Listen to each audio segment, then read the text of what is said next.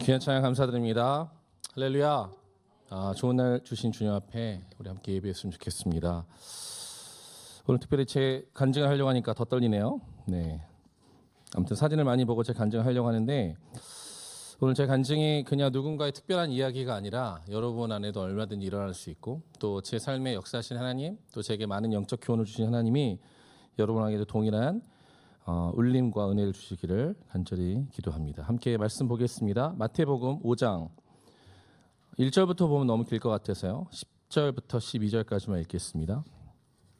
마태복음 5장 10절부터 12절 말씀입니다. 다 같이 일어나셔서 하나님 말씀을 경외하는 마음으로 우리 10절부터 함께 봉독해 올리시겠습니다. 시작. 의를 위하여 박해를 받은 자는 복이 있나니 천국이 그들의 것임이라. 나로 말미암아 너희를 욕하고 박해하고 거짓으로 너희를 거슬러 모든 악한 말을 할 때에는 너희에게 복이 있나니 기뻐하고 즐거워하라. 하늘에서 너희의 상이 큼이라. 너희 전에 있던 선지자들도 이같이 박해하였느니라. 아멘. 자리에 앉으시겠습니다. 오늘 말씀을 가지고 박해를 받은 자는 복이 있나니라는 제목으로 함께 은혜를 나누기 원합니다. 사실 오늘 말씀은 그 산상수훈의 팔복에서 가장 마지막에 있는 말씀입니다. 제가 1번부터 8번까지 쭉 적어놨잖아요. 보통 가장 유명한 말씀은 3절부터 심령이 가난한 자는 복이 있고 애통하는 자는 복이 있고 온유한 자는 복이 있고 의에 줄이고 목마른 자, 긍휼히 여기는 자, 마음이 청결한 자까지는 많이 회자되지만 마지막에 있는 화평하게 하는 자까지도 얘기할 수 있죠. 저희 첫째가 민우인데 이 말씀의 근거에서 이름을 지었던 기억이 납니다. 가장 마지막 팔복의 가장 마지막 8번째 복이 뭐냐면 의를 위하여 박해를 받은 자는 복이 있나니라는 말씀으로 시작합니다. 사실 팔복 말씀 자체가 그 당시에 완전히 신념을 갈아엎는 말씀이었습니다. 왜냐하면 가난한 자가 복이 있다니요, 애통하는 자가 복이 있다니요. 예수님이 보셨을 때는 그들에게는 하나님을 만날 만한 복이 있었지만 그 당시의 사회적인 상황으로 봤을 때 가난한 자, 애통한 자, 줄이고 목마른 자는 절대 복받은 인생은 아니었습니다. 그러나 하나님은 복을 받을 만한 인생을 구원하시는 게 아니라 복이 필요한 인생을 구원하셔서 복을 주시는 하나님이십니다. 저희 가족은 지금도 매일 성경으로 매일 가정 예배를 드리는데요. 어제도 시편 말씀이었습니다. 시편 말씀 몇 편인지 기억이 잘 안 나는데 110편인가 111편인가 아무튼 다윗이 지은 거였는데 시편 말씀에도 항상 하나님께서 부족한 자, 특별히 구약에는 고아와 과부를 향한 말씀이 많이 있고 신약에는 세리와 창녀들을 향한 말씀이 많이 있잖아요. 그 당시에 사회에서 가장 줄이고 목마르고 사람들이 보지 않는 가장 바닥의 인생을 하나님께서 구원하셨다는 것을 어제 아이들과 나누면서 얘들아, 부자가 하나님을 찾을까 가난한 자가 하나님을 찾을까? 그러니까 애들은 당연히 부자가 안 찾겠지. 왜? 첫째가 말합니다. 지 잘난 맛에 살 거 아니야. 그래 맞아. 있는 자는 하나님을 찾지 않죠. 네.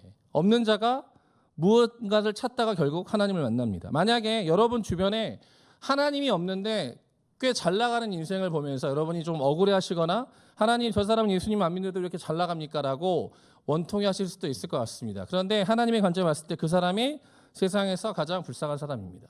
예수 안 믿고 예수랑 아무 상관이 없는데 아무런 부족함 없이 잘 사는 사람이 가장 저주받은 사람입니다. 왜요? 아무런 궁핍함과 가난함을 못 느끼다가 그는 지옥 같은 인생을 살다가 지옥으로 가는 것입니다.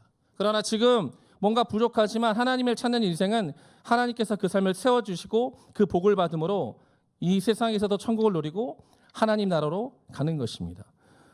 오늘 사실 핍박은 제 삶에서의 추방으로 연결이 됩니다. 이 두 번째 사도행전 말씀은 스킵하겠습니다. 이제 하나씩 제 처음부터 지금까지의 삶을 보여드릴 텐데요. 처음에 사실 이거를 먼저 했었어야 되는데 좀 때를 놓쳤습니다. 그래서 언제 할까 하다가 이번 주도 성탄절 있으니까 성탄절 때는 정말 설교 같은 설교를 하고 오늘은 간증으로 때울까 합니다. 사진을 보여주시죠. 누굴까요? 누구긴요? 저죠. 첫째 아들로 태어났습니다. 78년에 태어났고요. 그리고 우리 홍하실 할머니는 천국에 계시겠군요. 네, 아버지랑 네, 어머니 사이에서 전 첫째 아들로 태어났습니다. 네, 얼마나 통통한지. 아까도 통통한 애들을 보니까 저 어릴 때 생각이 납니다. 네, 다음 볼까요? 네, 하나씩 넘겨. 네, 제 이제 2살 아래 동생이 있습니다. 제가 정호고 동생 영호인데요. 네, 많이 때렸습니다. 네. 원래 형제들끼리는 네, 서로 싸우면서 크는 겁니다. 네, 그래서 이렇게 컸고요. 6살 때 시골에서 서울로 왔습니다.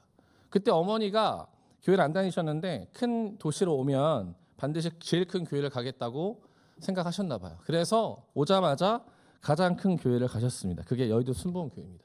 어렸을 때부터 버스를 타고 여의도 순복음교회를 갔던 기억이 납니다. 물론 어렸을 때 공과공부하다가 길을 잃어버려가지고 네, 지금 여의도 광장에서 네, 경찰서에 있었던 기억도 납니다. 다음 볼까요? 저희 아버지는 안수집사까지 하셨습니다. 평범한 공무원이셨고 어렸을 때는 아버지가 되게 미웠는데 네, 자라볼수록 아버지가 되게 성실하셨고 네, 아무튼 저에게 큰 귀감이 되어 주셨습니다. 지금 아버지랑 되게 친합니다. 네. 여러분들 지금 아버지랑 안 친하지만 네, 나이 들면 친해지게 돼 있습니다. 네, 다음 볼까요?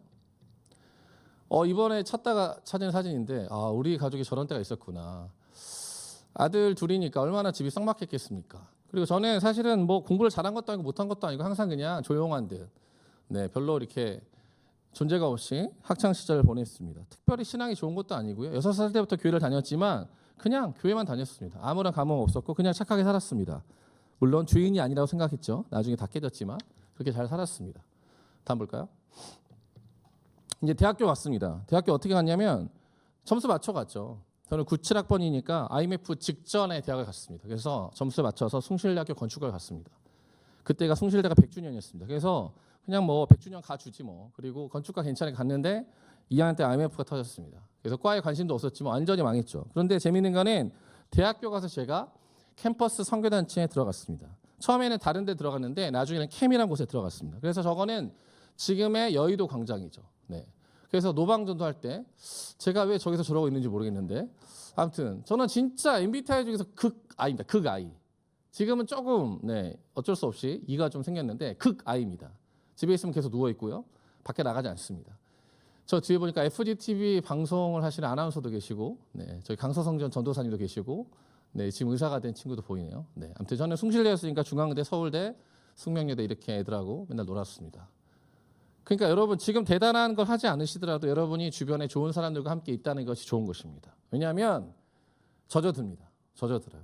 신앙이라는 것은 젖어드는 것입니다. 젖어들다가 한순간 하나님이 강하게 임재하시는 것입니다. 지금 교회학교 아이들 오늘도 이렇게 과자 주니까 좋아하잖아요. 네, 그렇게 오는 겁니다. 뭐 교회를 대단한 감흥으로 오지 않습니다. 여러분도 그냥 오면 됩니다. 네, 특별히 하나님이 안 보여도 그냥 오면 됩니다. 언젠가 보이게 되어 있습니다. 다음 볼까요? 이것은 아마 단기 선교갈 때 제가 팀장인가 뭐 그런 거 할 때 네. 진짜 찬이를 좀 닮긴 했네 이렇게 보니까 기분이 좀 안 좋네 갑자기. 네. 네. 아무튼 그렇습니다. 그래서 저렇게 더벅머리로 다니고 저 니트를 거의 입지 않는데 저 때 왜 니트를 입었는지 기억이 나지 않고요. 아무튼 그렇습니다. 그래서 저는 아무 생각이 없었지만 그렇게 젖어들었고 교회에서도 청년부를 했지만 특별히 캠퍼스에서 선교단체 활동을 했습니다. 여러분이 대학교에 계시다면 캠퍼스 선교단체를 반드시 하시기 바랍니다. 왜냐하면 주일날 예배보다 더 중요한 예배는 평상시 예배입니다. 캠퍼스에서 예배, 회사에서 예배, 집에서 예배, 일상에서 삶의 예배가 훨씬 더 중요합니다. 그것을 놓치면 껍데기 신앙입니다. 다음 볼까요? 저희 아내가 될 뻔한 게 된 자매가 저 옆에 서 있군요. 키가 정말 작죠. 네. 제가 대학교 1학년 때 저희 선배들이 다 말레이시아 단기 성경 가니까 저도 가겠다고 했는데 떨어졌어요. 왜냐하면 12명을 모집하는데 16명이 지원했고 저는 면접 때 이렇게 말했습니다. 형제님 말레이시아에 대한 소명이 있습니까? 아니요. 말레이시아가 어딘지 아십니까? 아니요. 그러니까 어떻게 했을까? 떨어졌죠. 근데 그렇게 떨어진 사람들을 뒤에서 주워 모으는 한 자매가 있었으니 네팔 팀 팀장이었습니다. 떨어진 팀원들을 주워 모았어요. 그래서 저한테 전화가 왔어요. 형제님 네팔 단기 선교 가셔도 되겠습니까? 네. 저는 여권 만들고 어디만 가면 됩니다. 그래서 갔더니 모든 팀에서 떨어진 사람들 한 명씩 모아가지고 네팔 팀이 만들어졌습니다. 96년도에 지금의 강동교회 변성호 목사님이 선교사라고 하셨던 네팔로 제가 97년도에 첫 단기팀으로 하게 됩니다. 정말 재미없었어요. 그리고 정말 힘들었어요. 근데 제가 기억나는 건 모든 훈련에 제가 제일 먼저 왔습니다. 그리고 모든 훈련을 처음부터 끝까지 다 들었습니다. 그리고 다 성실하게 했고 제가 단기 선교를 받고 네팔에서 많은 것들을 봤습니다. 그래서 사실 이번 여름에 네팔에 가고 싶었는데 아무튼 광명이 가는 바람에 제가 안 갔습니다. 네, 그건 모르시죠? 네. 사실 포카라 가려고 했는데 광명 간다고 해서 그럼 난 안 가. 그래서 안 갔는데 지금 카투만두에 계신 김진만 선교사님이 저랑 같이 그때 사진이 지금 안 남아 있어서 기록이 없지만 그때 같이 갔던 그 형이 그때 당시에 트랭크스 머리라고 노란색 머리를 하고 있었는데 그 형하고 절대 같은 조가 되면 안 되겠다고 생각했는데 그 형이 같은 조였습니다. 되게 무섭게 보이는 형이었는데 그 형 갔다 오자마자 신학을 했고 네팔로 선교사를 갔습니다. 그때 제가 충격받은 게 뭐냐면 전 세계 60억 그땐 60억이었는데 지금 81억이지만 60억 중에 예수를 안 믿는 사람이 그렇게 많은 줄을 제가 처음 알았어요. 지금은 그런 정부에서 오는 충격이 없잖아요. 그때는 그게 엄청난 충격이었어요. 나는 예수를 믿는데 주변에 다 예수 믿는 사람인데 군대 가기 전이니까 예수를 안 믿는 사람이 이렇게 많다는 것을 제가 통계학적으로 보고 실제로 보고 너무나 큰 충격을 받았어요.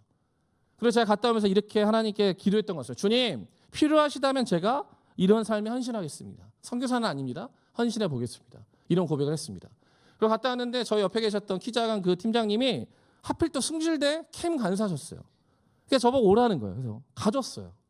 갔더니 찌질하는 사람들이 또 모여 있는 거예요.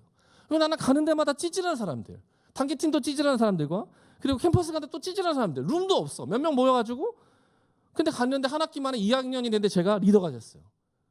아, 내가 이런 데서 리더를 하다니. 근데 제가 그때 디모데후서 말씀을 받고 내 연수함을 업신여기지 못하게 해라. 그래서 제가 열심히 기도했습니다. 그랬더니 98학번 신입생이 10명이나 왔어요. 그래서 제가 한 명 한 명 양육을 하다 나중에 한 5명, 6명을 양육하게 됐습니다. 여러분 제가 여러분을 지금 리더를 양육하고 있는데 막 양육을 시작했는데 제가 그때 그 기쁨을 안게 된 겁니다. 아, 하나님 제가 목사가 선교사가 뭐 이런 건 안 해도 제가 한 사람을 양육하는 사람은 되겠습니다. 왜? 제 안에 있던 모든 찌꺼기 같고 먼지 같은 영적인 자산들을 제가 그 당시 1학년들을 양육하면서 하나님께서 다 깨끗하게 해주셨어요. 내가 알기로는 모든 지식을 공급하면서 하나님께서 나를 더욱더 가르쳐 주셨어요. 그래서 내가 가르치는 사람이 되겠다. 내가 간사가 되겠다. 내가 캠퍼스에서 학생들에게 전도하는 사람이 되겠다. 물론 그 아이니까 조용히 기도했습니다. 그리고 군대 갔다 왔고요. 그다음 볼까요? 네, 사진을 빨리빨리 넘겨주세요. 사진 되게 많습니다. 네, 첫째가 보입니다. 요즘 첫째가 저렇게 보이는데, 네.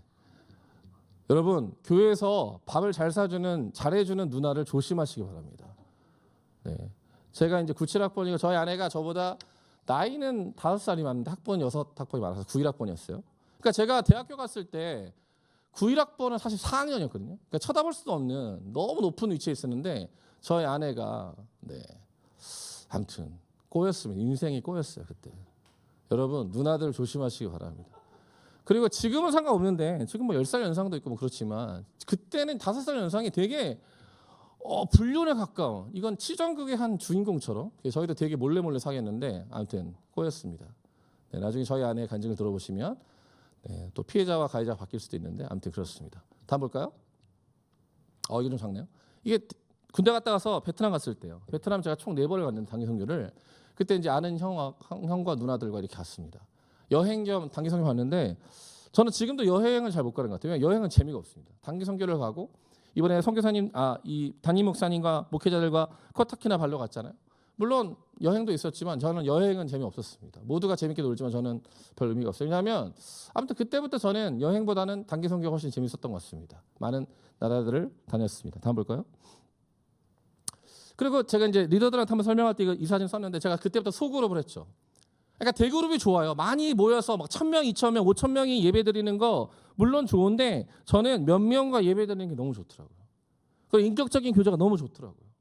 그래서 사실 제가 저 때는 이제 인터코 간사를 할 때인데 제가 대학교 4학년 때 예수전도단 화요문, 그러니까 그때부터 제가 예수전도단 화요문을 다녔는데 사실 그때는 강남 순복음교회에서 했었어요.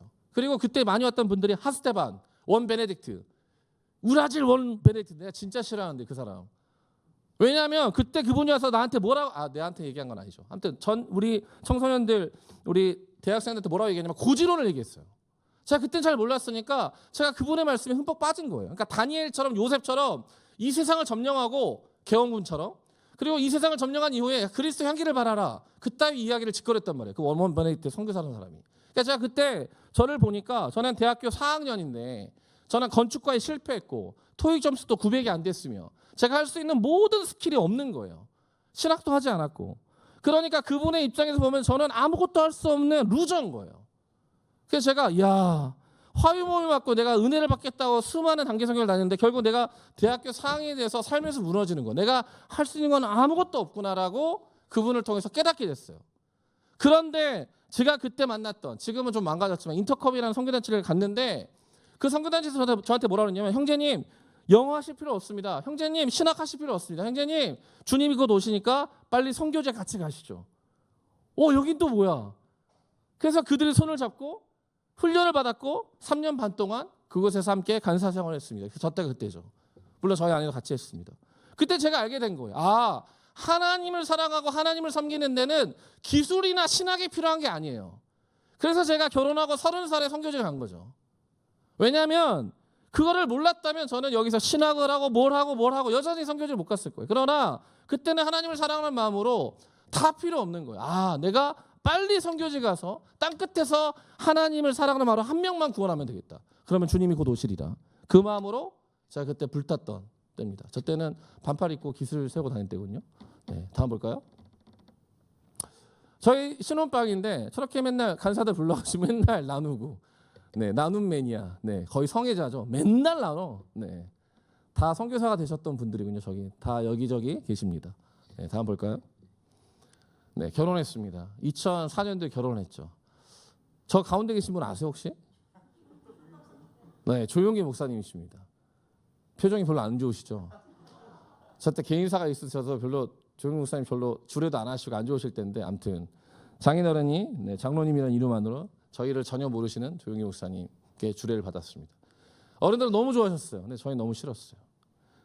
그리고 약간 간증하자면 사실은 저희 아내랑 저희가 사귀는 거를 저희 부모님이 알고 계시는데 나이가 너무 많잖아요. 그리고 저희 장인어른이 충청도시거든요. 그러니까 그런 게 다 이제 왼손잡이 나중에 들통났지만 아무튼 다 싫으셨어요. 그래서 아버지가 결혼을 반대하셨어요. 여러분이 만약에 결혼하시려고 하면 진로를 선택하실 때 부모님이 반대하시잖아요. 당연한 겁니다. 자연의 순리입니다. 반대하지 않으시잖아요. 이상한 거예요. 부모님께 다시 한번 물어보세요. 잘 알아두셨는지. 부모님이 원하는 삶은 제가 원하는 삶과 분명히 달랐습니다. 그래서 제가 건축가를 하지 않고 선교사를 하겠다, 5살 많은 자매랑 결혼하겠다 했을 때 아버님이 소리를 지르시고 집에서 나가라고 하셨습니다. 집에 나가진 않았지만, 네.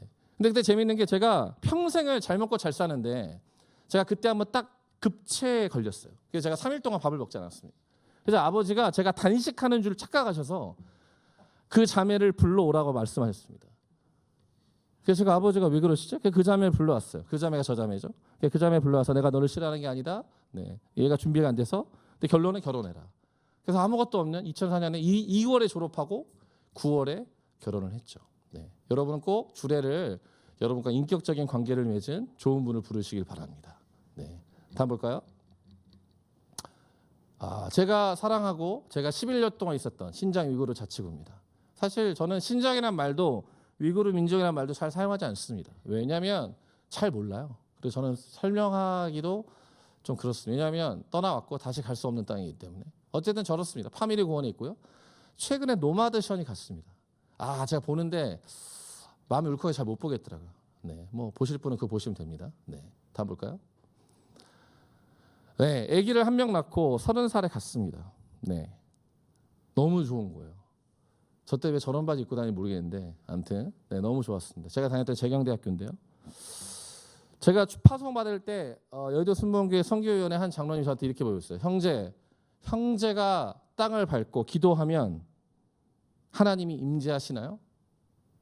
그분은 저를 깔보고 말씀하신 거죠. 신학도 안 하는 네가 뭘 할 수 있겠느냐. 그때 제가 이렇게 말했어요. 장로님, 그렇습니다. 제가 기도하고 제가 땅을 밟으면 그 땅에 하나님의 나라가 임할 것입니다. 이런 당돌한 형제를 봤나. 네, 그래서 저는 파송을 받았습니다. 그때는 무서울 게 없었던 것 같아요. 왜냐하면 곧 주님 오시니까. 네, 여러분 곧 주님 오십니다. 빨리 결혼하세요. 네, 그때는 더 임박한 종말론에 제가 취해 있었단 말이에요. 주님 곧 오시는데 이 사람들 뭐 할까? 그러니까 빨리 간 거예요. 결혼만 하고 아기만 낳고 빨리 갔습니다. 엄청나게 열심히 살았습니다. 근데 제가 알게 됐어요. 주님이 곧 오지 않으시더라고요. 1년이 지나고 2년이 지났는데 주님이 안 오시는 거예요. 주님 왜 안 오십니까? 곧 오신다고 말씀하지 않았습니까? 근데 주님이 그렇게 빨리 오지 않으실 수도 있다라는 생각이 들면서 그때부터 하나씩 집을 산 게 아니라 땅을 산 게 아니라 소파를 사고 냉장고를 샀습니다. 제가 진짜 힘들었어. 내가 소파를 사다니, 내가 투도 냉장고를 사다니, 매트리스 하나 깔고 잤는데 어느 날 침대를 사게 됐어요. 제가 정말 타협한 선교사처럼 느껴져서 너무 싫었는데 너무 잘 적응한 저를 보면서 깜짝 놀랐습니다. 다음 볼까요? 네, 제가 전도했던 학생인데요. 딱 봐도 저보다 나이가 많아 보이지만 20살입니다. 자, 저 때 나이가 35살쯤 됐을 것 같은, 훨씬 나이 들어 보이죠. 위구르족입니다. 생긴 거는 키르기즈나 우즈벡이랑 비슷합니다. 그러나 저들은 나라가 없습니다. 전 세계에서 가장 큰 나라가 없는 민족은 쿠르드족이고, 두 번째로 나라가 없는 큰 민족은 위구르족입니다. 중국 내에 있습니다. 엄청난 핍박을 받습니다. 그 얘기만 해도 한참 걸립니다. 다음 볼까요? 네, 20살입니다. 네, 의심의 여지 없이 20살입니다. 경찰 아닙니다. 네, 알바하고 있습니다. 20살입니다. 그러니까 제가 맨날 저러고 수염 기르고 저러고 전도하고 다녔으니 한국에 와서 이러고 입고 다니는 게 얼마나 지금 힘들겠습니까? 네, 제가 사랑했던 형제들 연락이 다 끊겨서 모르겠습니다. 어떻게 됐는지는. 넘기겠습니다. 제가 이제 경배와 찬양 학교를 했습니다. 제가 피아노랑 기타를 잘하니까 어느 날 어떤 선교사님이 저한테 부탁하셨어요. 선교사님, 한 번만 와서 좀 가르쳐 주시면 안 되겠어요? 저는 쉬운 사역 하지 않습니다. 저는 가장 힘든 사역, 소수민족에게 복음을 전하는 사역을 하겠습니다. 그리고 어느 날 한 번만 갔는데 500명, 1000명 교회 반주자들이 악보를 못 보는 거예요. 그 반주를 못 하는 거예요. 제가 화가 나가지고 분노로 가르쳤죠. 근데 너무 잘 되는 거예요. 그래서 주님, 왜 이렇게 잘 되는 겁니까? 이거 제 사역 아닌데. 잘 되는 사진은 나중에 또 보여드릴게요. 아무튼 너무 잘 됐어요. 감사했죠. 다음 볼까요? 나중에 이제 선교훈련도 했어요. 저들을 몽골로, 이란으로, 베트남으로 보냈습니다. 물론 나중에 딱 그 사람은 아니지만 파키스탄에 갔던 2명의 형제 자매가 죽어서 한국 선교사가 대량으로 추방되는 단초를 제공해서 참 슬펐지만 중국 교회가 일어나고 있습니다. 저는 한국에서도 중국에서도 청년들을 일으키는 사역을 했습니다. 다음 볼까요? 이게 뭐냐면 1318이라고 중고등부를 했습니다. 제가 이제 소수민족 사역을 하고 이제 한족 사역을 하고 이제 그러고 있었는데 어느 날 또 한 선교사님이, 한때 제가 만만했나 봐요. 젊으니까.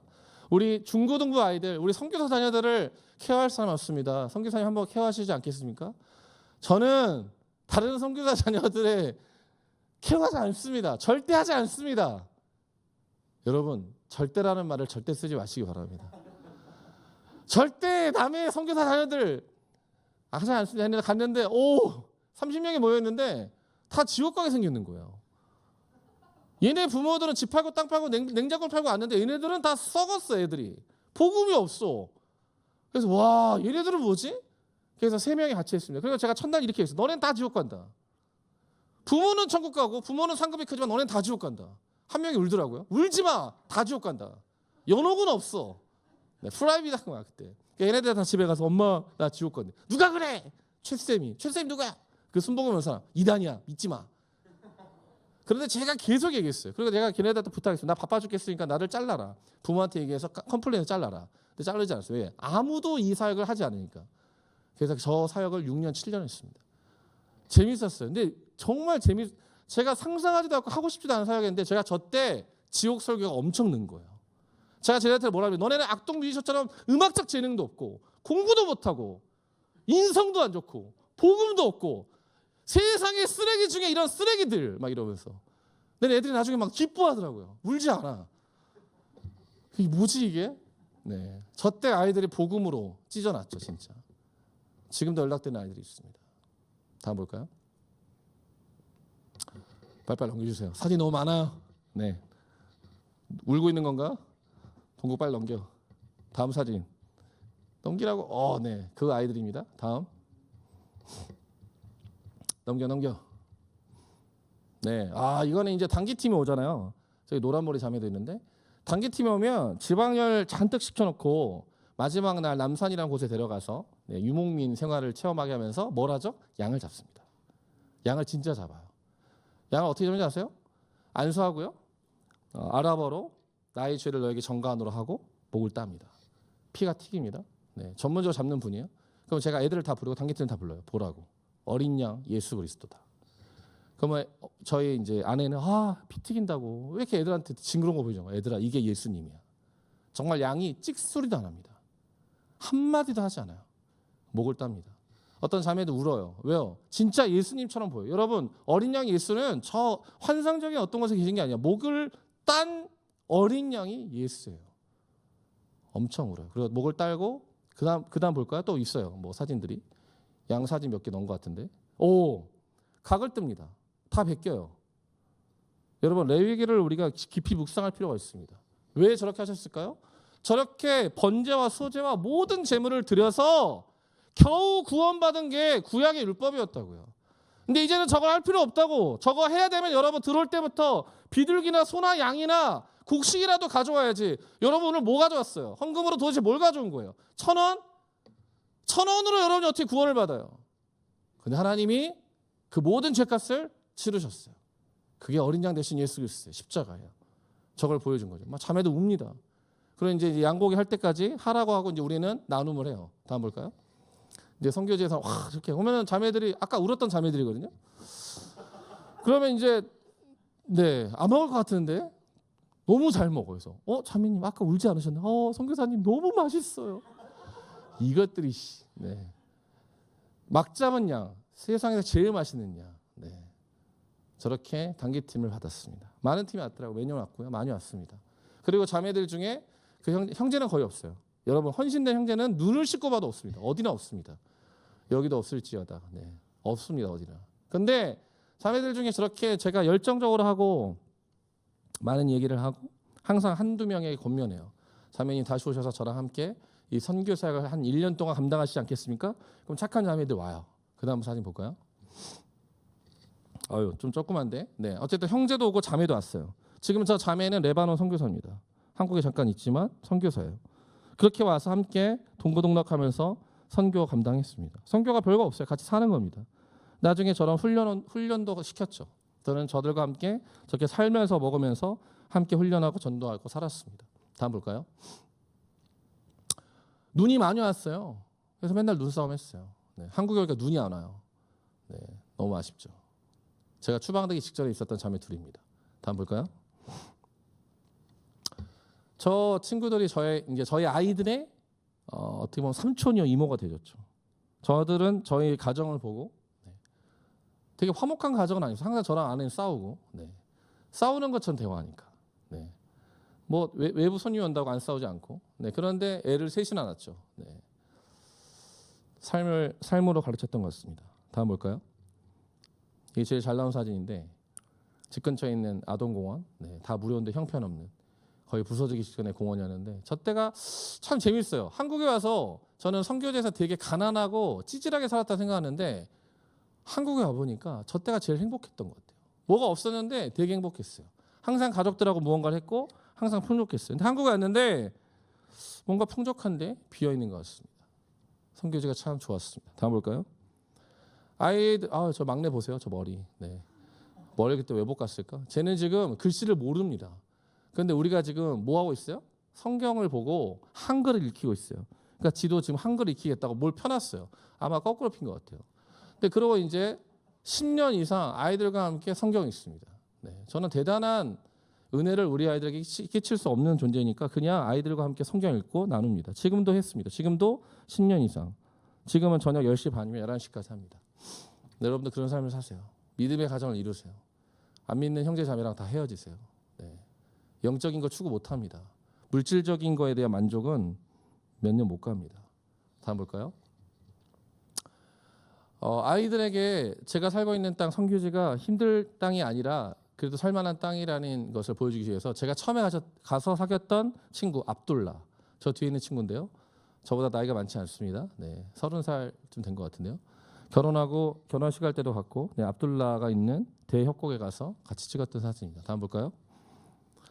이게 찾아보니까 추방 직전 2018년 1월 13일에 제가 추방됐는데 12일인가 11일 날 찍은 사진이에요.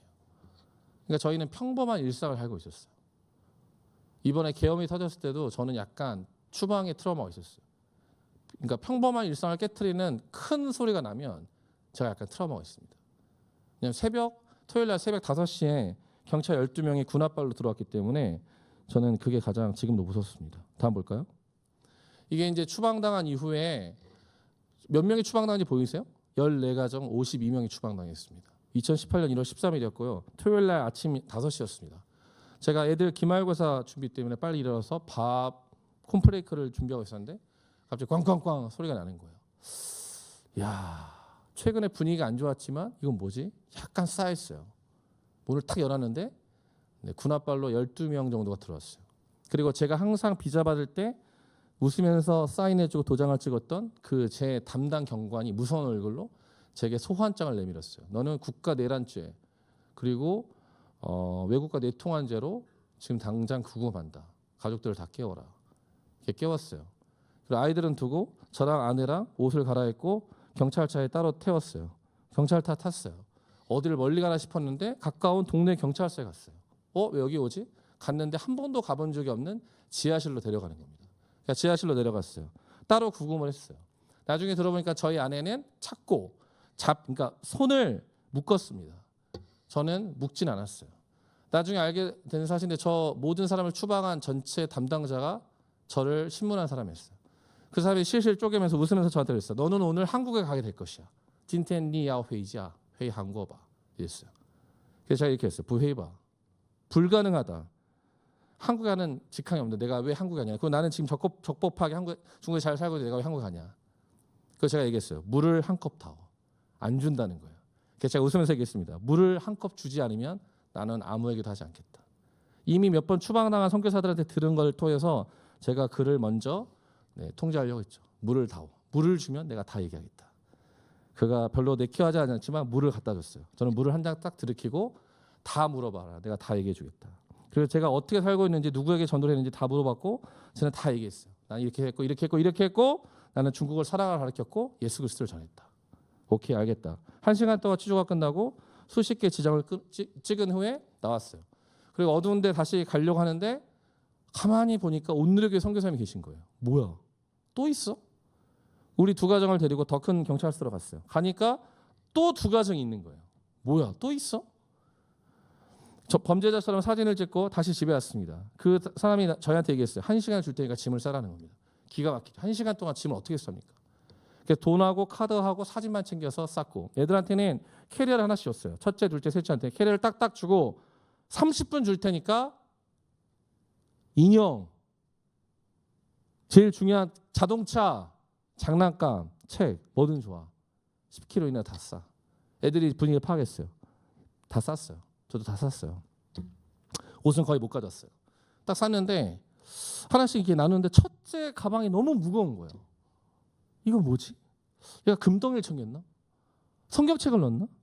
나중에 알게 됐지만 아무튼 황당했어요. 아무튼 그랬고 공항에 갔어요. 공항에 가는 게 지금도 기억나는데 내가 이곳에 언제쯤 올 수 있을까? 10년에 올 수 있을까? 20년에 올 수 있을까? 눈에 담고 그 공항에 딱 갔어요. 공항에 간 순간 알게 됐죠. 공항에 수백 명이 둘러싸고 있었고 저희가 공항 안에 들어가자 국제공항에 아무도 없었어요. 그리고 한국 선교사만 10가정이 있었어요. 애들이 아는 차 하려고 했는데 저희는 아는 차 하지 말라고 했어요. 일단 갔잖아요. 네, 아는 차 하지 마. 아는 차 하지 마. 아무것도 먹지 못했기 때문에 KFC에서 밥을 먹고 그리고 뺏겼던 핸드폰을 그제서 주면서 카자흐스탄 알마티로 가는 표를 끊어줬어요. 돈을 다 받고. 그때 직감했죠. 우리가 중국 밖으로 쫓겨나는구나. 오늘 하루 만에 이 많은 사람이. 그리고 딱 비행기 탔어요. 다 울었어요. 딱 타는 순간 긴장이 풀리면서 다 울었어요. 그거 딱 내린 거예요. 2시간 반 만에. 제가 이번에 8월에 저기를 갔는데 많은 생각이 들었습니다. 그 다음에 사진 볼까요? 교회 학교 아이들이었어요. 지금 인도네시아에 계신 선교사님이 하셨고 저희 아이를 갔던 애들도 다 같이 추방됐죠. 그날 토요일이었기 때문에 그 다음날 주일날 예배를 드린 겁니다. 다음 볼까요? 그 다음 사진 아마 제가 섬겼던 우리 1318 우리 중고등부 애들. 저 뒤에 있는 사람이 저고. 제가 저때 애들한테 물었어요. 얘들아 너네 괜찮았어? 괜찮다는. 근데 한 명 한 명 물어봤어. 너 괜찮아? 괜찮아요. 정민이 정원이 오늘의 선교사님 이제 첫째 둘째는 사실 제주도에서 대안학교를 다니던 친구인데 잠깐 왔다가 같이 추방된 거예요. 첫째는 정말 조용한 아이인데 저보다 훨씬 더 그 아이인데 이제 부모가 이제 잡혀가니까 이제 얘가 바닥을 막 닦았다는 거예요. 근데 막 군인들이 담배 피고 막 콩초를 벌이니까 얘가 막 닦으니까 낄낄대고 웃으면서 야 너네 오늘 한국 가 닦지 마 이랬는데 첫째가 평소에 말도 없던 애가 우리는 한국에 가지 않아 여기 우리 집이야 이랬다는 거예요. 중국말로. 제가 약간 울컥하더라고요. 야, 그 또 저기 4명인 아까 그 인도네시아 하셨다는 그 4명 자녀가 4명인데 저기 다 있는데 너네 어땠어? 했더니 막 울어요. 첫째가 얘기를 못해. 둘째한테 얘기하라 했어요. 둘째가 더 씩씩하니까 너네 어땠어? 기르던 강아지를 같이 가지고 나왔는데 뺏겼다는 거예요. 얘네는 우리가 길러줄게 해서 파출소에서 강아지를 데려갔습니다. 그럼 한 바퀴 돌고 왔는데 강아지가 없어진 거예요. 그러니까 이제 이 아이들은 다른 것보다 강아지, 가족과 같은 강아지가 없어졌고 어디서 어떻게 죽었을지 모른다는 그 절망감에 울어버렸어요. 저 때 알게 됐죠. 아, 일상이 이렇게 한순간에 파괴되는구나. 너무 슬펐어요. 얘들아, 우리는 한국에 갈 거고 일상을 회복하게 될 거야. 근데 저조차도 저 때는 무슨 말을 하는지 몰랐죠. 다음 볼까요? 근데 하필 저희 아내가 생일이 1월 16일이었어요. 1월 17일 한국에 왔는데 16일 날 저녁에 저희 아내 생일이라고 누가 또 케이크를 사왔어. 그래서 한 번 일어나서 축복 기도해드렸는데 다 울었죠. 눈물의 생일 파티였습니다. 다음 볼까요? 이제 한국에 오는 거예요. 제 얼굴을 보십시오. 아직 지금 제정신이 아닙니다. 지금 완전 마탱이 같죠. 한국 간 데가 다 좋아하는 거죠. 아내는 아주 활짝 웃고 있네요. 다음 볼까요? 근데 비행기를 타니까 조금 아시아나 비행기를 타니까 조금 기분이 좋아졌지만 여전히 힘들었어요. 다음 볼까요? 이제 한국에 왔어요. 누구냐면 저희랑 1년씩 사역했던 친구들입니다. 한 자매는 머리 노란 자매는 그 다음 달에 1년 사역하려고 올려다가 못 왔어요. 다 준비하는데. 저희가 이런 이야기를 가족들에게 지금은 좀 하는데요. 그때는 못해요. 왜 이런 일을 어떻게 합니까 가족들한테. 저 친구한테 했습니다. 다 울고 그랬습니다. 저희에겐 가족보다 더 소중한 존재들이었고 지금도 같이 동역하고 있습니다. 다음 볼까요? 이제 모였으니까 이제 지금까지 단기팀 갔다 온 친구들 다 모아가지고 몇 번 기도를 했습니다. 다음 다 뭐하고 사는지 그랬습니다. 다음 또 모여서 1318 애들 쟤들도 다 쫓겨났잖아요. 한국에서 모여고 이 속 없는 것들 치킨 피자 먹고 좋다고 지금 다 대학 가고 결혼하고 장가 갔겠죠. 다음 이게 이제 저희 처가댁이에요. 최명선 목사님과 저와 처제네. 그러니까 어른이 8명이고 저 때는 최명선 목사님인데 막내가 있나? 그 애까지 하면 9명이죠. 대가족이죠. 가족이 우리를 안아주었습니다. 여러분 세상 중요한 친구들 많이 있는 것 같죠. 결국은 가족이 남습니다. 결국 가족. 여러분 가족을 만드셔야 됩니다. 가족과 같은 존재만 남습니다. 다 없어집니다. 결국 가족을 만들어야 됩니다. 가족과 같은 존재만 남습니다. 다음 볼까요? 추방됐는데 그래도 선교사라고 선교대를 불러주셨어요. 저 뒤에 몽골 선교사님들 낄낄대고 웃고 있네요. 짜증나 죽겠어요. 나 지금 추방돼서 별로 기분 안 좋은데. 저 때 제가 얼마나 상태가 안 좋았냐면 몇 번 얘기한 것 같은데 어노인팅 마커스 예수님의 화요일에 한 번씩 갔는데 예배가 안 되는 거예요. 그 제가 이제 2월 달에 한번 마커스를 갔는데 그때 해오름 교회에서 할 때 늦게 갔어요 또. 그리고 또 2월 달이야. 애들이 너무 많아. 그래서 스크린 예배를 드렸어요. 마커스 현장 예배는 스크린 예배. 근데 제가 딱 들어갔는데 예배를 드리는데 너무 많은 청년들과 10대들이 막 찬양하는데 뒤에서 그게 짜증이 나는 거예요. 얘들아, 하나님은 너네가 생각하는 것처럼 그렇게 좋은 하나님이 아니야. 나처럼 30대 10년, 11년을 하나님께 드렸는데 이렇게 내팽개쳐졌어. 하나님은 절대 좋은 하나님이 아니야. 그런 마음이 제 안에 있었어요. 근데 그때 하나님께서 제게 조용히 말씀하셨어요. 너 나가서 선교사라는 딱지를 내려놓고 다시 들어와라. 와, 제가 완전히 무너졌죠. 펑펑. 그날은 예배도 못해요. 그냥 펑펑 울었어요. 뒤에서 찔끔찔끔 펑펑 울었습니다. 저는 예배할 수 있는 상황이 아니었어요. 영과 혼과 육이 다 깨진 상태였어요. 그때는 성령 충만도 불가능한 상태였습니다. 하나님께서 저를 회복시키는데 어떻게 회복시키셨냐면 디브리핑을 시켰고, 근데 디브리핑을 했는데 사실 그게 심리 상담 치료니까 3분이 오셨어요. 2분이 저희 아이들 3명을 미술 치료했고 한 분이 저와 저희 아내를 부부 상담 치료하셨어요. 1시간이 지났어요. 저희는 취조 당할 때 기도 딱 하나 있어요. 하나님 저희 아이들을 살려주세요. 저희 아이들이 조금이라도 다치면 내가 당신을 가만히 두지 않겠습니다. 아이들을 정말 하나님이 지켜주시겠지만 혹시라도 아이들을 하나님이 지키지 못할 거라는 불안함이 들어서 그 기도만 했어요. 주님이 아이들은 지켜주시겠지. 근데 아이들은 괜찮은 것 같았는데 어쨌든 그때 상담 치료했어요. 그 불안했어요. 우리 아이들이 너무너무 힘들어할 것 같아. 트라우마가 생겼을까 봐. 근데 1시간이 지나고 그 미술 치료하시는 분이 오셨는데 아이들이 멀쩡하다는 거예요. 그러니까 제가 그랬어요. 멀쩡할 리가 없습니다. 제가 이렇게 힘든데 어떻게 아이들이 멀쩡합니까? 아이들이 어떻게 있었죠? 제 3국에 가서 3일 동안 있다 왔습니다. 그때 아이들이 놀면서 다 없어졌습니다. 모든 상처가. 제가 첫째 캐리어를 말씀 안 드렸죠? 카자흐스탄 갔어요. 궁금해서 캐리어를 딱 열었는데 메이플 스토리 10권이 들어있는 겁니다. 진짜 찢어버리고 싶었어요. 불태워버리고 싶었어요. 지금 어떤 상황인데 얘는 메이플 스토리를 10권을 근데 모든 아이들이 그 메이플 스토리를 보면서 깔깔대고 웃으면서 많이 치유가 됐습니다. 그러니까 아이들은 그곳에 3일 동안 치유가 된 거예요. 저희 아내는 기독교 성당 공부한다 괜찮다고. 그러니까 선교사님이 저한테 뭐예요? 우리 남자 선교사님만 제일 비정상이십니다. 제가요? 저 제일 괜찮은데요? 아닙니다. 비정상이십니다. 그럼 어떻게 되죠? 심리 상담 치료 받으시면 좋을 것 같습니다. 보통 남자 선교사님들은 받지 않으십니다. 받겠습니다. 오기로 받았어요. 10번 받았어요. 받을 때마다 울었습니다. 제 인생을 완전히 깔아뭉개셨다고 생각했는데 하나님께서 저를 회복시켜 주셨어요. 여러분 힘드시면 상담 받으시기 바랍니다. 제가 그때 완전히 회복됐어요. 그러면서 제가 완전히 사람이 바뀌었습니다. 그때까지만 해도 전에 순복음의 선교사였어요. 물론 지금도 순복음 목사지만 그때까지만 해도 성령 충만이 단 줄 알았어요.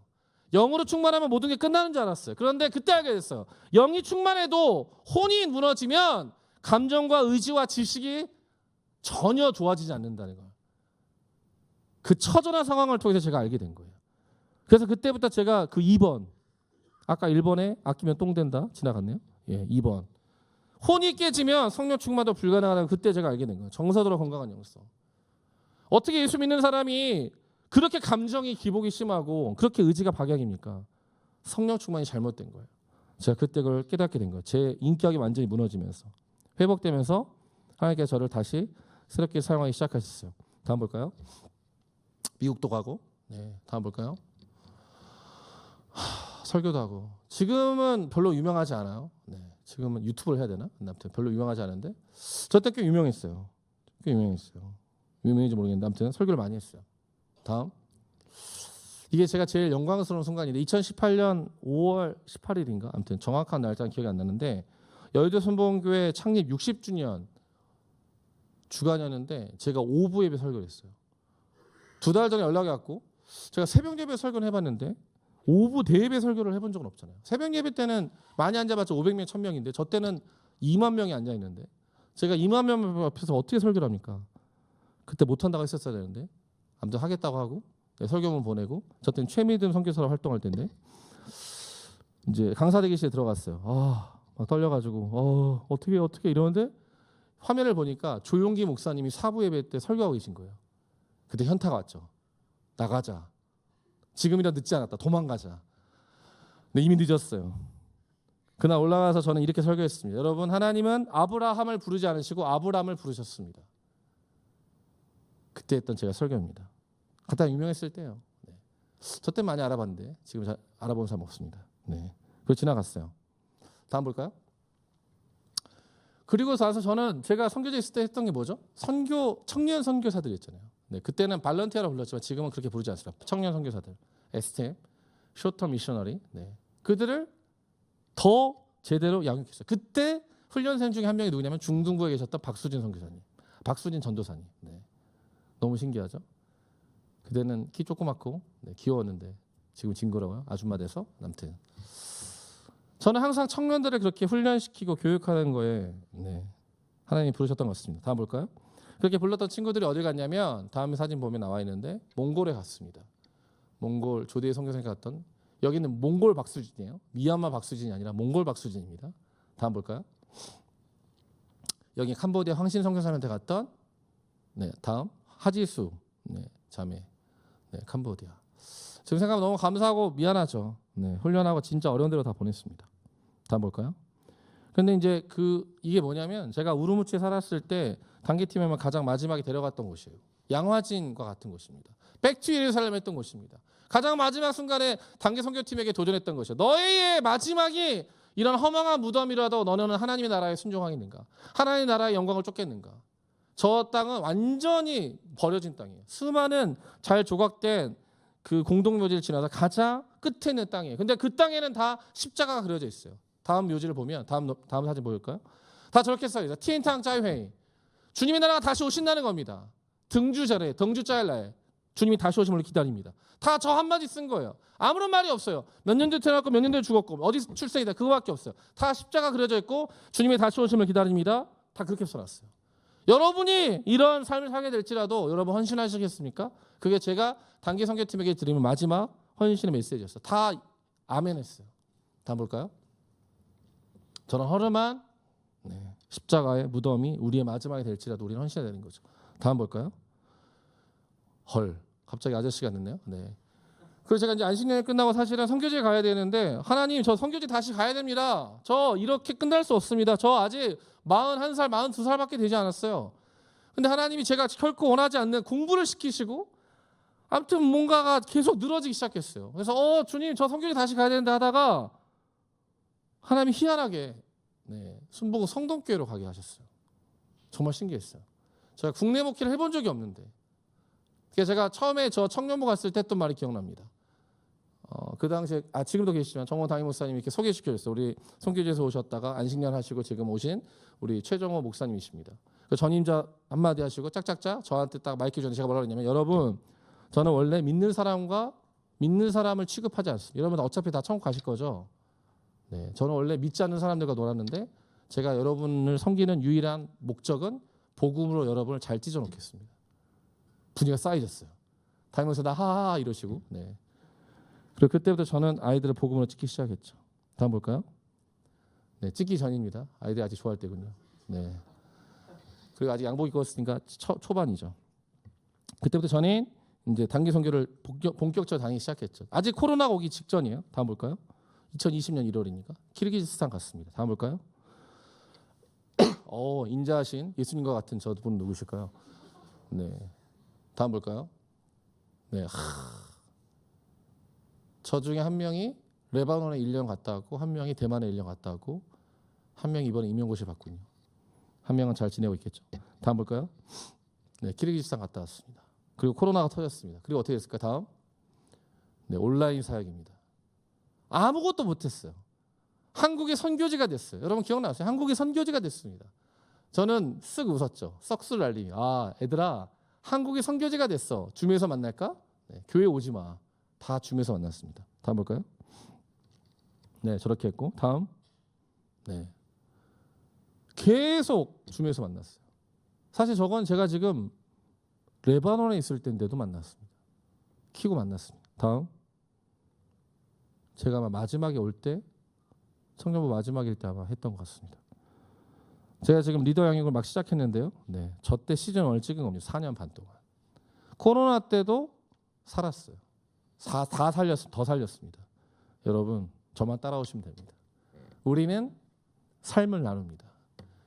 복음이 여러분의 삶에게 미치지 못한다면 그건 복음이 아닙니다. 여러분의 일상을 변화시키지 못하고 여러분의 아픔과 고통과 여러분의 형질을 바꾸지 못하고 여전히 예배드리는데 여러분이 불행하다면 그것은 진짜 복음이 아닌 것이죠.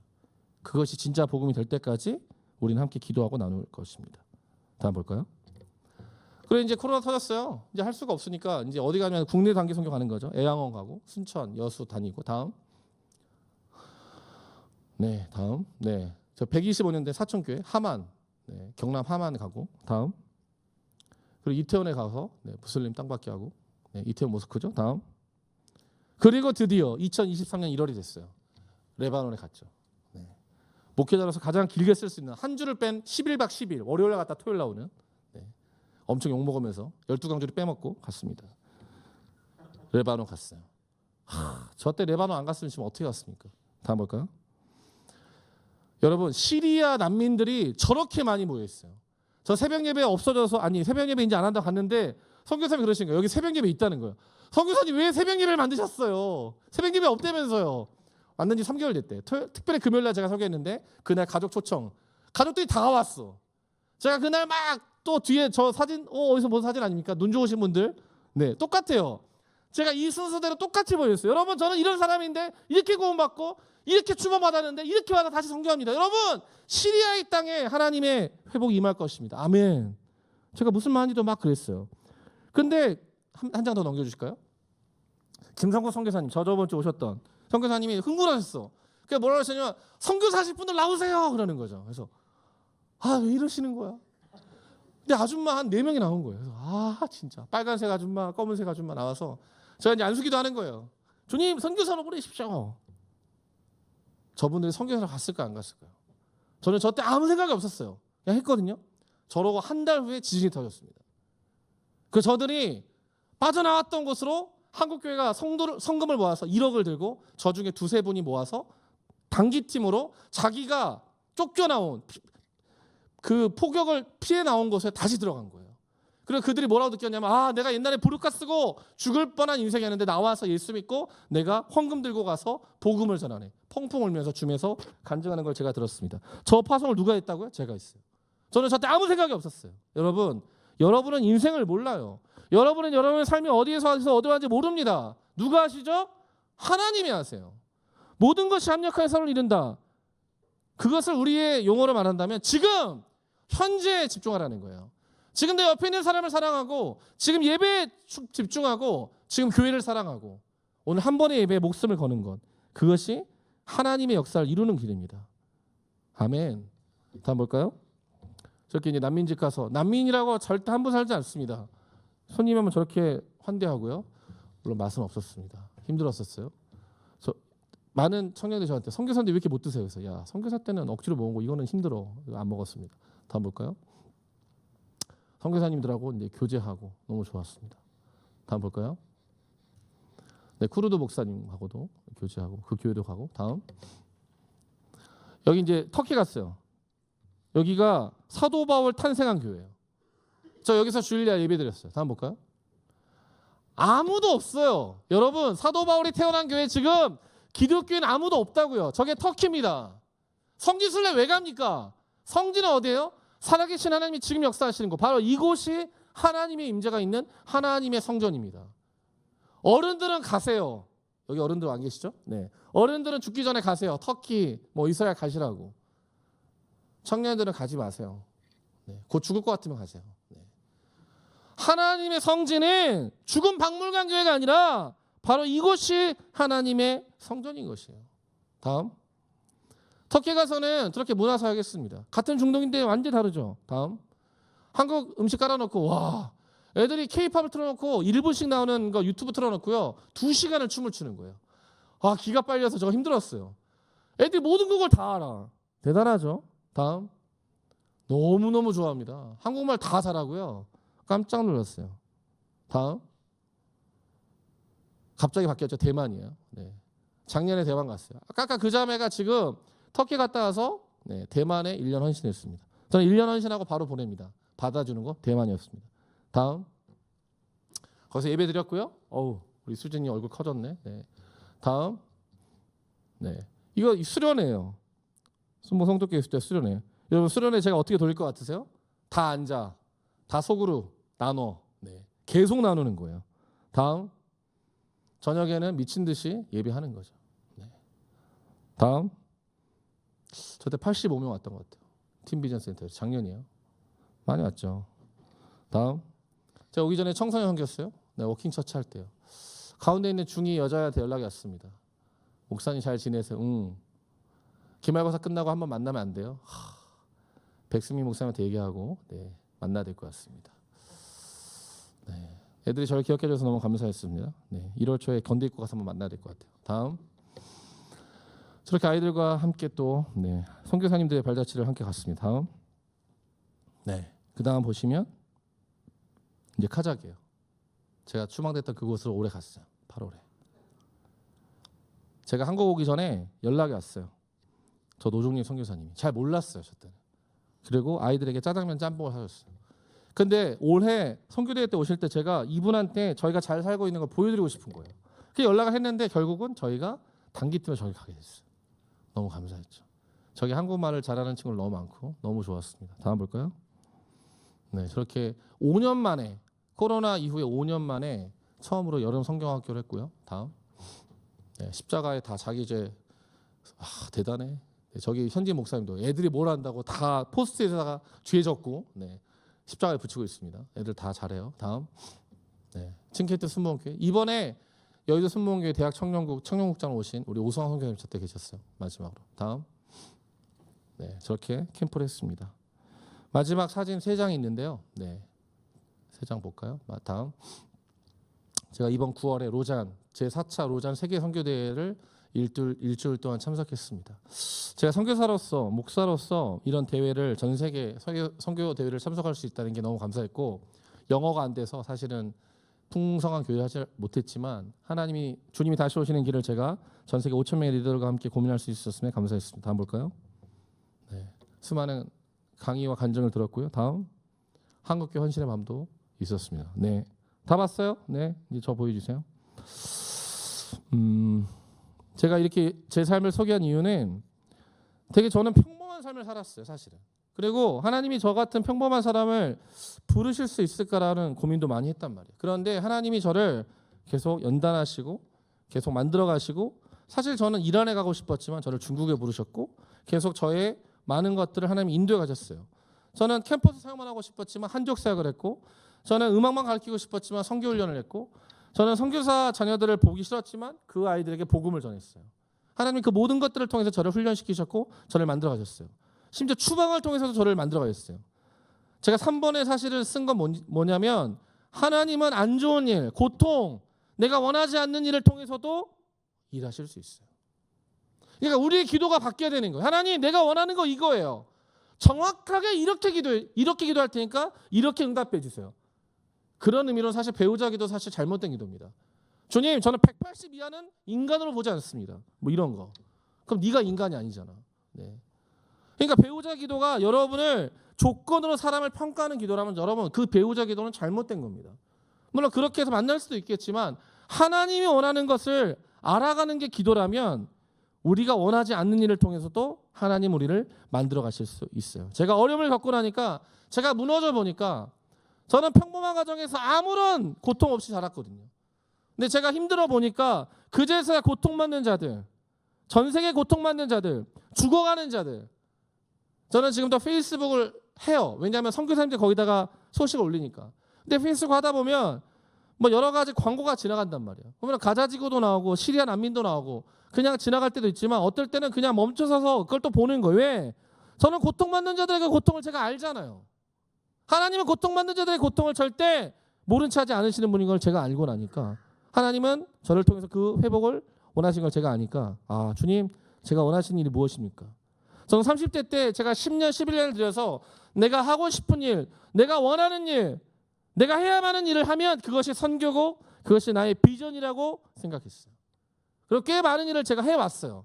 저는 버킷리스트를 싫어하지만 제가 원하는 걸 많이 했단 말이에요. 그런데 되돌아보니까 내가 원하고 내가 하고 싶은 일을 한 것보다 내가 원하지 않았어요. 내가 하고 싶지 않았단 말이에요. 그런데 그런 일을 했을 때가 하나님이 훨씬 더 많은 일을 하셨어요. 제가 지금의 제 20살 때부터 46살까지 26년간의 삶을 제가 지금 짧게 보여드렸지만, 제가 지금 다시 그 삶을 산다고 해도 저는 신학을 하지 않고 선교지로 갈 거고, 캠퍼스에서 복음을 전할 거고, 아이들을 3명 이상 낳을 거고, 네, 정말 4명 낳으려고 했는데 마지막 저희 아내의 출산이 40이었기 때문에 1명을 더 못 낳았죠. 저는 그렇게 살았을 것 같아요. 그런데 하나님은 놀랍게도 저를 그때그때마다 알려주셨고, 어쩌면 예수님이 3년 동안 이 땅을 사셨을 때 매뉴얼을 그려주신 거 아니에요. 성령 하나님의 뜻을 예수님께 알려주셔서 그대로 그분이 그 길을 걸어오신 것처럼, 자, 그 길을 산 거예요. 대단한 삶은 아니지만 여러분에게 좀 보여드리고 싶었어요. 여러분, 하나님이 원하고 하나님이 기뻐하신 일을 하는 게 여러분이 하실 일이에요. 여러분이 좋은 일을 하는 게 아니라 하나님이 원하고 하나님이 기뻐하신 일을 하는 거. 그리고 아까 1번은 잠깐 지나갔지만 여러분, 정말 일상이 중요합니다. 리더들하고 쓰는 게 별거 아니에요. 월요일부터 토요일까지 어떻게 살았나를 쓰는 거예요. 여러분, 이 컨텍스트, 이 말씀이 들어가는 곳은 여러분의 컨텍스트 삶이에요. 이 말씀이 여러분의 삶을 바뀌지 못한다면 이건 아무것도 아닌 거예요. 아끼면 똥 된다는 그거예요. 저희가 사실 추방되고 나서 생각해 보니까 저희 집 냉동고에 오랫동안 제일 맛있게 먹으려고 놔뒀던 수많은 떡국과 순대가 있었어요. 다 버렸죠. 네. 여러분, 이제 연말이에요. 연말에 그 갬성을 통해서라도 여러분에게 사랑하는 사람을 여러분이 사랑하고, 어제도 제가 밤에 11시 반에 갬성 돋아가지고 카톡으로 엄청나게 많은 카톡을 보냈어요. 제 카톡을 받으신 분들은, 네, 제가 평소에 연락을 못했던 분들, 아직 제가 만나지 못한 청년들 포함해서 모든 선교지에 있는 선교사님들하고 다 카톡으로 카드로 보냈어요. 네. 평상시에 제 카톡에 있는 사람들이 제일 중요한 사람들이고 제일 소중한 사람들. 여러분 별거 아니에요. 여러분이 올해가 가기 전에, 여러분의 일상이 더 망가지기 전에 반드시 기억하시기 바랍니다. 여러분 옆에 있는 사람을 사랑하시고 한 번의 예배에 여러분의 마음을 들이시고 하루를 온전히 살아가는 것, 그것이 하나님이 원하시는 거예요. 우리 잠깐만 기도하고, 네, 오늘 좀 제가 너무 흥분해서 좀 길어졌지만 우리 잠깐만 기도하고 제가 여러분을 축복했으면 좋겠는데요. 하나님, 우리의 삶을 그렇게 인도해 주시고, 내가 원하는 삶이 있지만, 그리고 내가 정말 하나님께 드리고 싶은 삶이 있지만, 가장 중요한 하나님이 기뻐하시고 하나님이 원하시는 삶을 살게 해달라고. 제가 마지막 하나만 더 얘기하면, 제가 사실 추방당하고 첫 부활절에 양화진 무덤가에 올라갔어요.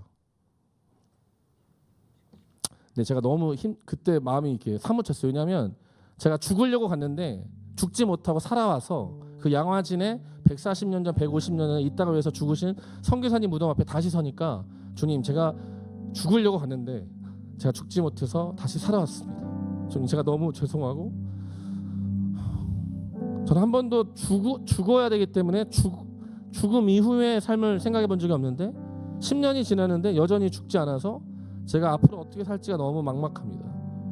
그때 양화진 그 선교사님 무덤가 앞에서 너무 마음이 힘들었던 것 같아요. 주님 앞에 너무 수치감이 들었고, 내가 죽지 못한 1000개의 목숨 있으면 모두 조선에게 드리려고 말했던 캔드릭 선교사, 나는 웨스트민스턴에 묻히기보다 한국에 묻히려고 말했던 허버트 선교사, 그 모든 선교사님들을 내가 따라가겠다고 했는데 내가 죽어야 되는데 내가 너무 멀쩡히 살아와서, 주님 죄송합니다.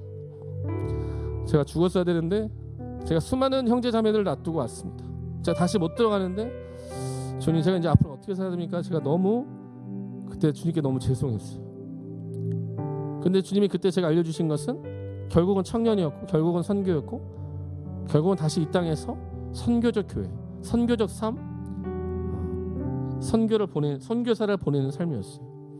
하나님이 그렇게 우리를 인도하십니다. 가장 무너진 곳에서 하나님은 다시 일하십니다. 우리의 것이 다 무너져야 하나님께 보이는 겁니다. 우리 이 시간 잠깐 기도할 때, 하나님, 우리 삶을 드립니다. 우리가 하고 싶은 걸 하는 게 아니라 하나님 원하시는 것을 하는 삶을 살게 해주시고, 내가 죽어야 주님이 사십니다. 고통 속에서 주님 일하실 수 있습니다. 내게 일어났다 가장 안 좋은 길에서도 하나님이 살아계셨고, 제가 맨날 기도했던 거예요. 하나님, 제가 추방당할 때 어디 계셨어요? 주님, 공산당도 싫고 시진핑도 싫은데 제일 싫은 게 하나님이에요. 하나님 어떻게 나한테 이러실 수 있어요? 근데 나중에 하나님이 저한테 이렇게 말씀하셨어요. 나는 네 옆에 있었다. 웃기지 마세요. 어떻게 제 옆에 있는데 제가 추방당하는 거, 그 모든 고통을 다 방치하실 수 있어요. 난 너를 방치하지 않았다. 난 한 번도 너를 떠난 적이 없다. 그때 제가 알았어. 주님이 그곳에 계셨구나. 저는 아이들을 걱정하느라고, 제 삶을 살피느라고, 물건을 챙기느라고 주님의 임재를 몰랐어요. 그런데 주님은 그곳에서 저와 함께 하셨더라고요. 여러분 가장 비천에 계십니까? 고통 중에 계세요? 가장 원하는 것을 이루기 직전이세요? 어떤 상황이든 상관없어요. 하나님은 여러분과 함께 하십니다. 하나님 여러분을 통해서 영광받기 원하십니다. 하나님 여러분의 가장 좋은 일을 통해서도, 가장 안 좋은 일을 통해서도 하나님 여전히 일하고 계십니다. 여러분 자신을 올려드리고, 하나님 나를 충만케 해주시고 회복해 주시고, 하나님의 사람으로 하나님을 사랑하고 온전한 예배를 드리는 하나님의 자녀가 되게 하여 주시옵소서. 우리 주님 앞에 나가면서 함께 기도했으면 좋겠습니다. 기도하겠습니다.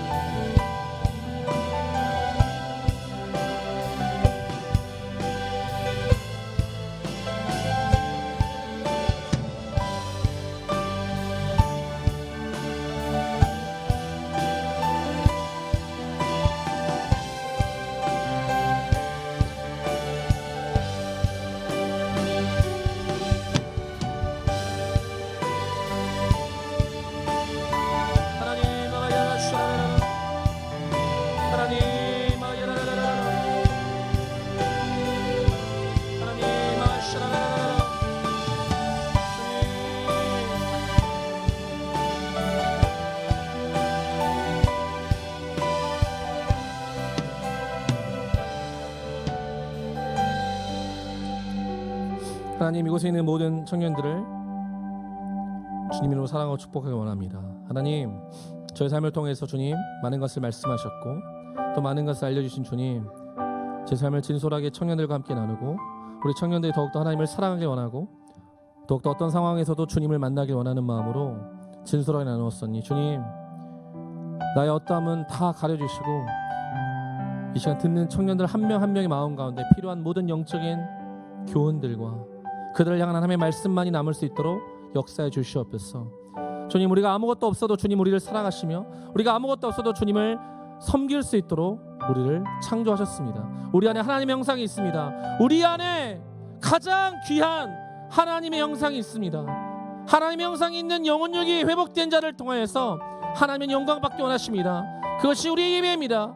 우리의 모든 것을 들여 우리가 주님을 예배할 수 있으며 우리가 그렇게 예배하는 것이 교회의 시작이며 선교의 시작이니 하나님, 다른 것을 다 놓쳐도 우리가 예배하는 것을 놓치지 않게 하소서. 우리가 어떤 상황이 있더라도 하나님을 찾고 하나님을 구하고 가장 수치스럽고 가장 고통스러울 때도 하나님을 기억함으로 하나님, 그곳에서도 나와 함께 하시는 주님을 실제로 만나는 인생이 될 수 있도록 우리를 인도하여 주시옵소서. 주님, 고통을 통해서도 내가 원하지 않는 삶을 통해서도 주님 모든 것이 합력하여 선을 이루시는 주님을 찬양합니다. 주님, 내 삶에 이루셨던 그 모든 은혜와 하나님의 인내하심과 주님의 선하심을 지금 이곳에 있는 모든 우리 광명교회 청년들 가운데도 동일하게 더욱더 풍성하게 부어주셔서 하나님, 이들이 부활절 첫날 제가 양아지 무덤가에서 느꼈던 그 수치심을 결국 기쁨으로 바꾸어 주셨어. 결국 그 하나님께 미안한 마음으로 이 땅에 있는 청년들과 더 많은 선교사들을 선교지에 보내려고 하는 그 사명으로 바꿔주셨던 것처럼 주님, 이곳에 있는 모든 자들의 수치와 두려움과 죄책감을 주님 손에 올려드리오니 주님, 기쁨의 옷으로 입혀주시고 의의 옷으로 입혀주시고 하나님의 자녀로 이들을 삼아주셔서 이들의 영혼력이 회복된 하나님의 자녀로 온전히 주님을 사랑하고 찬양하고 섬길 수 있도록 모든 자들을 축복하여 주시옵소서. 주님, 내가 하고 싶은 일만 이거 하다가 저거 하다가 헤매고 다니는 인생이 아니라 정말 본질적으로 하나님이 원하고 내 삶을 통해서 기뻐하시는 원하는 일이 무엇인지를 깨닫고 분별하고 순종함으로 주님, 정말 하나님을 기쁘시게 하는 삶을 살아갈 수 있도록 인도하여 주시옵소서.